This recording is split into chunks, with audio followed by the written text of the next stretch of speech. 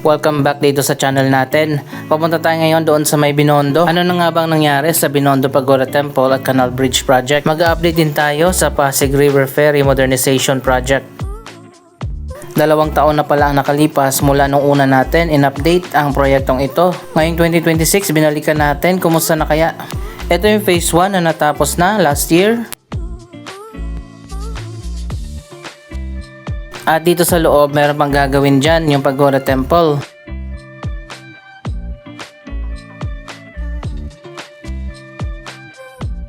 Dito naman sa kabila, wow, ganun pa rin. Hindi pa rin siya natapos, pero naka-ready na dito yung mga ilalagay dyan, katulad dito sa kabila.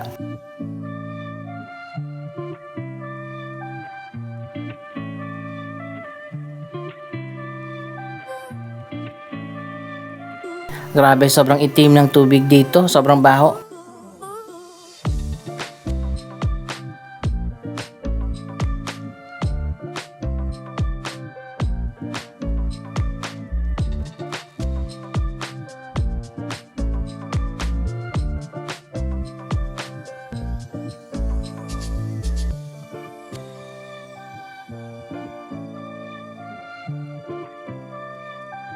Ito ay panibagong tourist attraction dito sa may Binondo.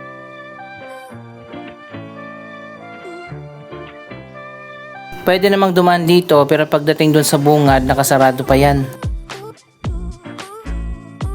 Pero kapag natapos na to, dito nadadaan yung mga tao. Masikip kasi yung mga kalsada dito.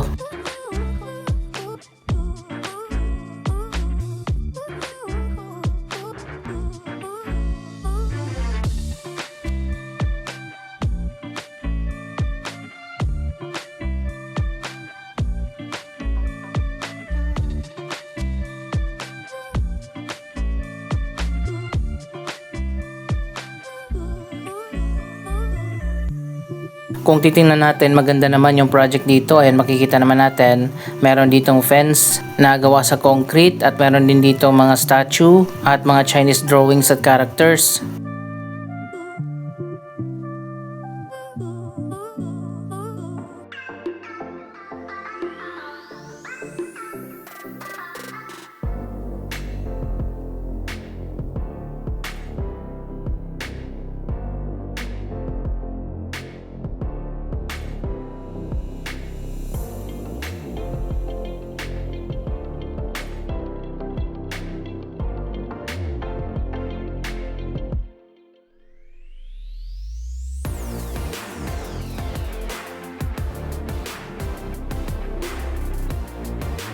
Hindi ako familiar sa Filipino-Chinese culture. Pero ayan, makikita naman natin, may mga naka-carve dito.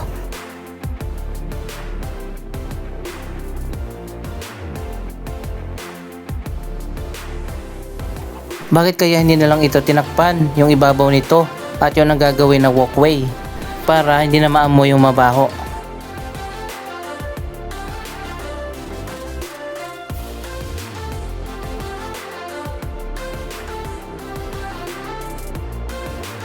I-edit natin yan gamit ang AI. Tingnan natin kung maganda ba. Oh, ayan oh, ang ganda pala niya oh.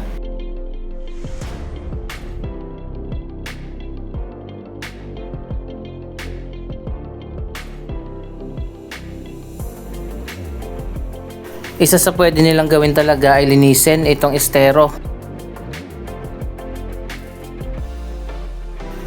Noong unang panahon, ang mga estero ay ginagamit bilang sentro ng kalakalan ng mga Chino at ng mga Espanyol.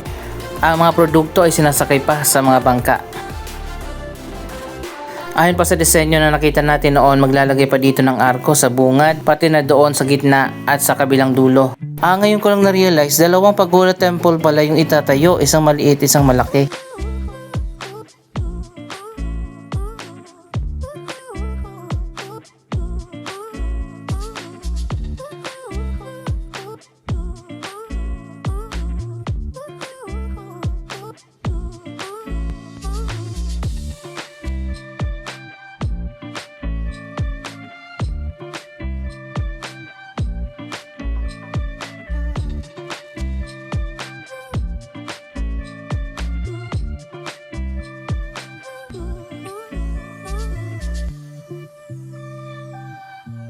Naging labasan din ng mga drainage system itong mga estero kaya sobrang baho.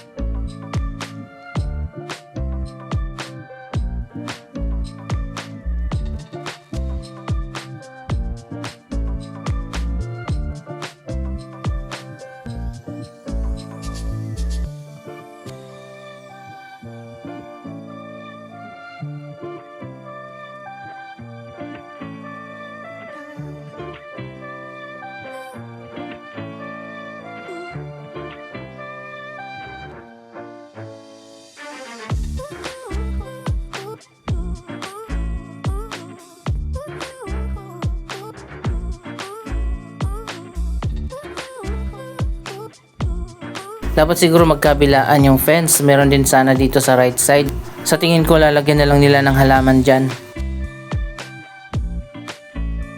Ito na pala yung isang maliit na pagoda temple, ginagawa na.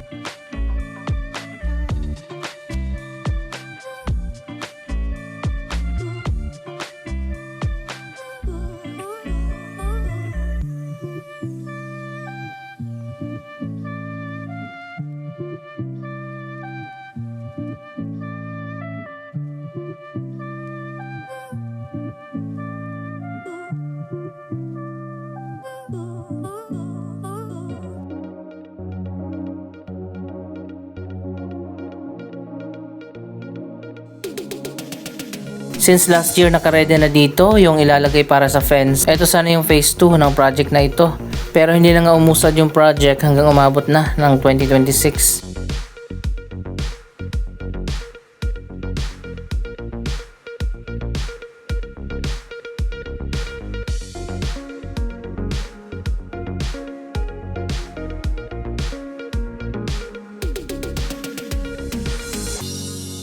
So ayun guys, dito nga sa kabila itatayo yung mas malaki na pagoda temple.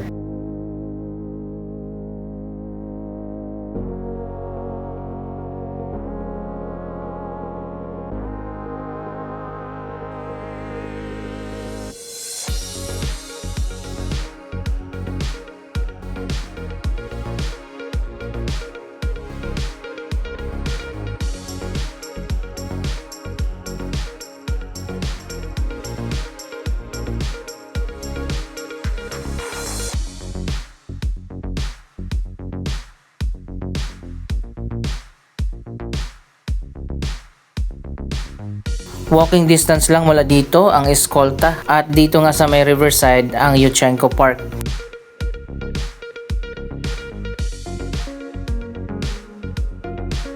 Alam nyo ba, sobrang dumi ng lugar na ito noon bago pa nagkaroon ng rehabilitation.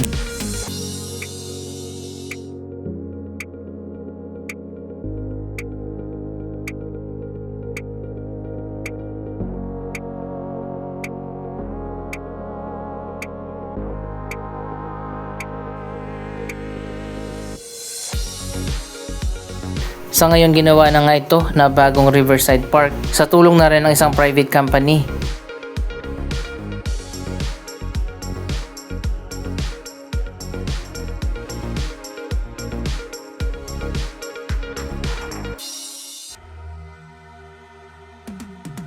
Diyan sa kabila ang lagi nating pinupuntahan na Pasig River Esplanade. Tapos na nga yung phase 1, phase 2, phase 3 at phase 4. Medyo bumagal na ngayon ang progress niyan, hindi pa nasisimulan ang phase 5. So ito na nga yung latest update sa Pasig River Ferry Modernization.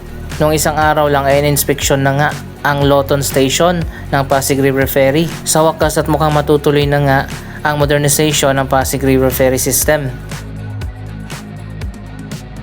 Ang bago nitong pangalan ay Mapalya Ferry System. Ang ibig sabihin niyan ay Manila Bay to Laguna Lake Ferry Service.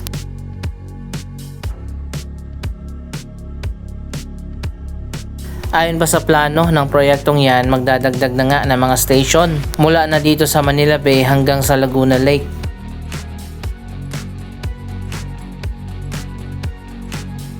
Tingnan nyo naman, napakaganda na dito at napakalinis na.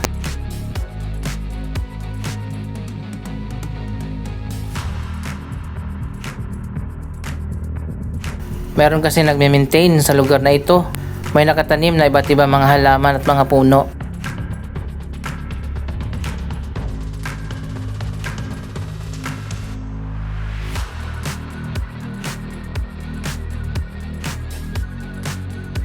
Abangan din natin ang restoration ng Manila Central Post Office Building. Magkakaroon dyan sa loob ng 3 museum.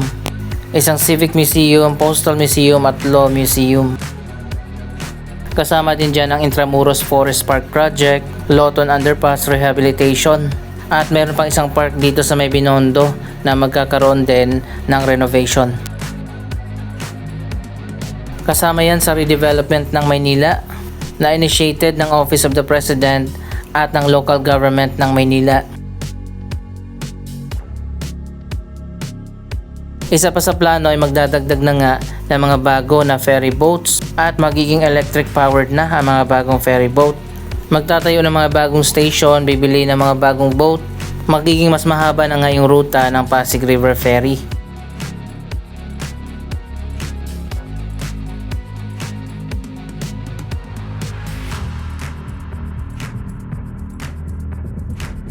Isa sa mga unang gagawin ay pagsasaayos sa Escolta Station ng pinakaunang station ng Pasig River Ferry.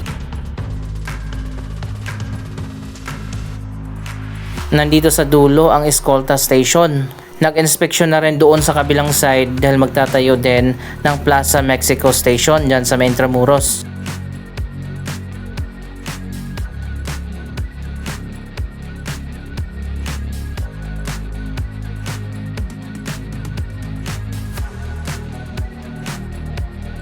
May mga guard na nagbabantay dito kaya walang nagkakalat.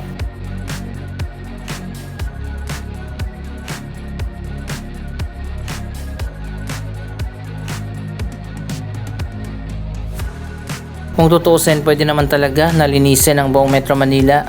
Kailangan lang talaga ng political will. Kapag bawal, bawal dapat talaga.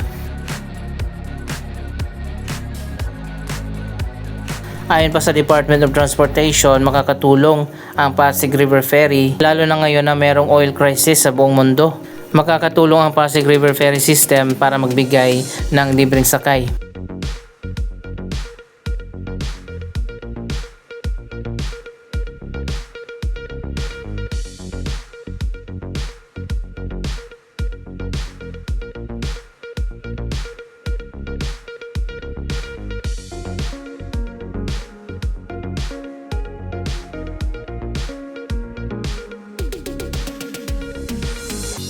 So ayun guys, makikita nyo naman ang ganda na nga dito.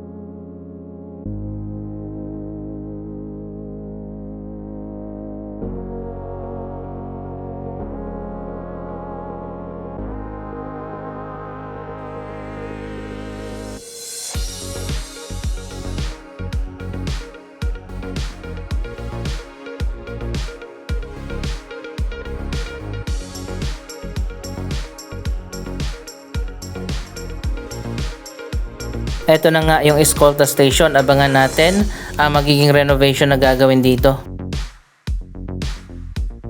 Dati every 30 minutes, sa ngayon every 1 hour na pala ang pagitan ng mga biyahe ng Pasig River Ferry. Pero kapag natapos ng modernization, madadagdagan na nga ng mga bagong ferry boats. Yan ang abangan natin at magkakaroon pa siguro ng mga station sa Manila Bay at Laguna Lake.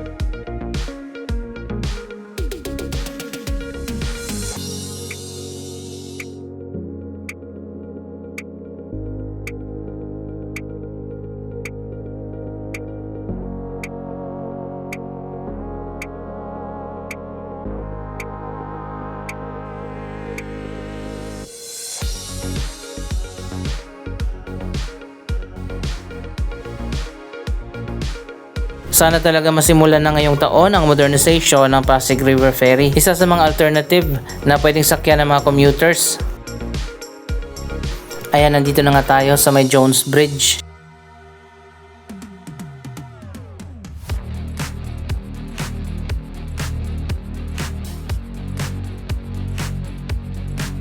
Anong masasabi nyo sa mga proyektong ito? Mag-comment lamang dyan sa baba ng inyong mga reaksyon.